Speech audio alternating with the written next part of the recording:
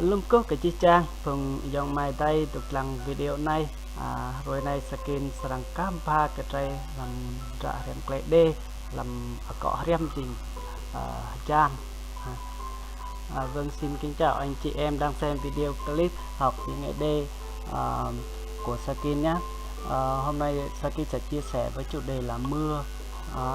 Và tại vì ở Đắk Lắk hay là gọi Tây Nguyên hay tất cả các vùng miền ở đất nước Việt Nam bây giờ là đang mưa, cho nên là bây giờ Sakin sẽ chia sẻ một chủ đề mưa. Rồi, ok.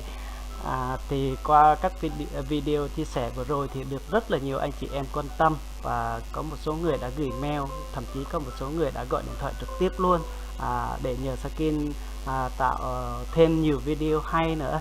Nhất là các bạn trẻ đang muốn Sakin tạo một cái video về chia sẻ về cách nói về tình yêu này rồi thế này kia, đó cũng là một chủ đề rất là hot, đúng không ạ?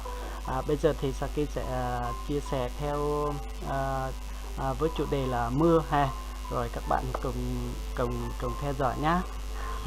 Đây là mất thằng là trả rem ấy. Ta lâu rồi mất làm bò blue. Bò blue là từ vựng sẽ chỉ chan. Từ này là đọc là chan có nghĩa là mưa đúng không ạ? Chan. Các bạn người không phải là người ED ấy, các bạn cố gắng phát âm cho nó giống một chút nhé. Đọc từ này hờ chan, ok. Hờ chan là mưa. Nếu mà các bạn không đọc được từ hờ chan thì bạn có thể đọc là hờ gian cũng được nha. Rồi, tạm chấp nhận thôi. Mà cố gắng phát âm cho chuẩn đi. Hờ chan là mưa. Hờ chan là mưa. Bây giờ atia này, atia hờ chan nghĩa là trời mưa. Atia hờ chan, nhớ này, cố gắng lại một lần nữa này. Atia hờ chan, atia hờ chan là trời mưa. Atia dok chan nghĩa là trời đang mưa. Atia giờ này đọc là tờ nhá, tờ các bạn cố gắng này, tờ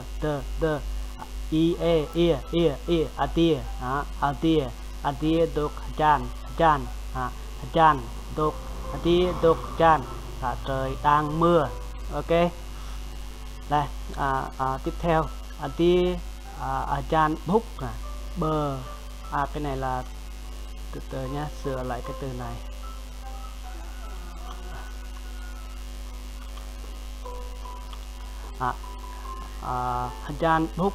Chan búc bờ. Chữ B mà có gạch ở trên thì đọc là bờ, mà chữ B không có gạch thì trong tiếng Anh đọc là bờ họ đọc là bờ. Để ý cái đoạn đoạn này nè, bơ bây giờ nhiều màu cách cái này nên đọc là bơ, còn bơ mới nhiều màu cách ở nhìn đọc là bơ.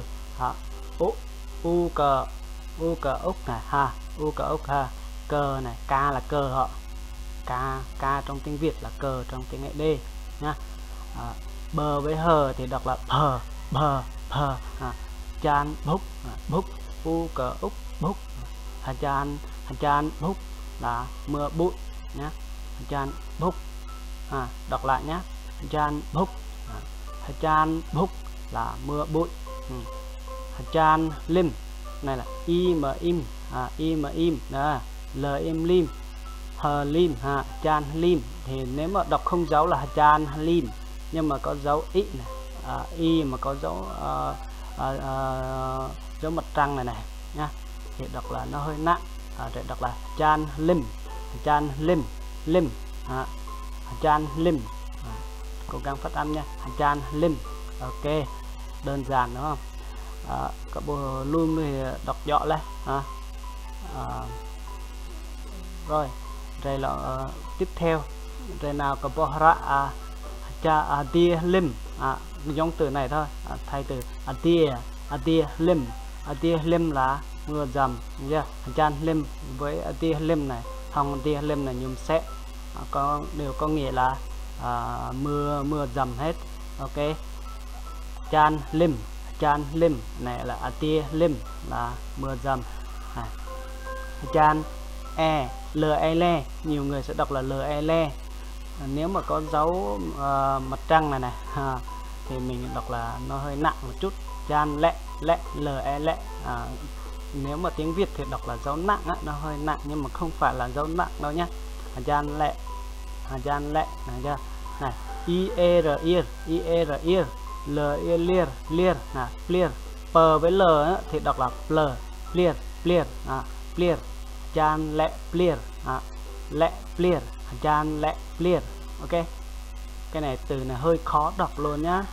Chan le clear cố gắng lại nha, clear. Ok, chan le clear mưa đá. Chan le clear mưa đá này. Chan angin y này có dấu mặt trăng rồi nhá, cố gắng này đọc hơi nặng nhá. Ngin y là in, ngờ in ngin angin. Nếu mà mình không ý là nếu mà mình chưa được học thì mình sẽ đọc là chan ngin angin, chan angin. Nhưng mà học rồi thì cố gắng sửa lại nhé. Chan angin từ này đọc là angin. Chan angin là mưa gió. Rồi chan lim giống từ ở đây này. Chan lim an là an, y dài này trong tiếng ed thì đọc là giờ. Giờ trong tiếng Việt mình nhá. Chan lim gian này. Chan lim gian. Ui này, ui hát ui đọc là ui per pui. Chan lim gian pui, chan lim gian pui, chan lim gian pui. Cố gắng lại nha. Chan lim gian pui, chan lim gian pui là mưa phùn. Chan lim gian pui là mưa phùn. Chưa? Này là chan le này, le đừng có đọc là chan le ra nhá. Chan le ra là sai nhá. Chan le mà có dấu mặt trăng ở trên là le. Chan le này. Mình nó khi mà hát cuối thường mình nhấn mạnh lên giống dấu sắc trong tiếng Việt nhá. Chan le ra âm a này, đây đọc là âm a, thêm r nó là ra thấy chưa? Là phát âm chan le ra đấy nha. Chan le ra mưa rào. Ok, câu Kampa bom lụi về từ vựng tùm năn họ. Bây giờ là mình vô vào phần thực hành ha. Rồi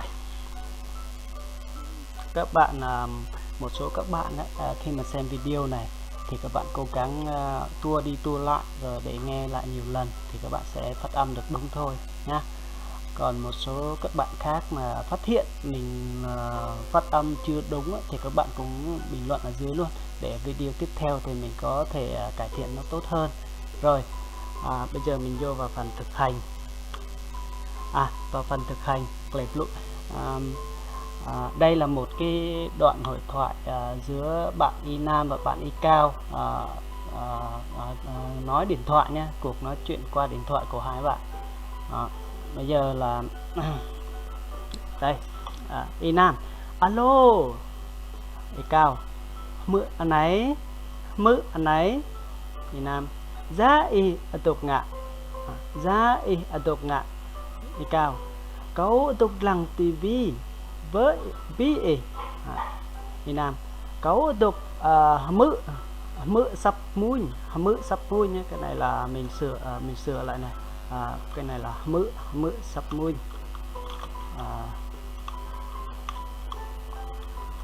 Mự sắp mũi thì đúng hơn.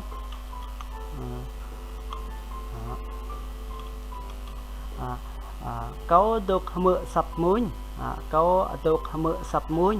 Tin ăn màu jan mất để ti ăn màu jan mất để. Y Cao mau lá ti ngao ở tia tục jan lú bí tình anh. Việt Nam sẽ mà là ở đi gian prong angin ketang gram ke maklu sengan họ câu chưa clay lộ tụm này nhớ bon lọ pin tụm ở đây cũng cao xoay xem lấy họ xoay xem lấy họ xoay xem lấy họ Việt Nam ni là chắc lu anh sẽ họ đây là một đoạn hội thoại nhá giữa hai bạn Việt Nam và cao đó. Về phần dịch á, thì mình có mở ngoặc đóng ngoặc ở đó, thì các bạn xem nhá. Dựa vào đó thì hiểu được nghĩa thôi nhá. Còn một số các bạn khác thì nếu mà phát hiện mình có viết sai hoặc là gì đó thì các bạn cứ bình luận ở bên dưới video thì chúng ta sẽ cải thiện hơn ở video tiếp theo nhé. Rồi cảm ơn các bạn đã theo dõi video này. Kính chúc các bạn có một ngày nhiều niềm vui. Đức Chúa Trời sẽ ban thêm sức khỏe cho anh chị em. Cảm ơn anh chị em đã xem video. Một lần nữa xin cảm ơn.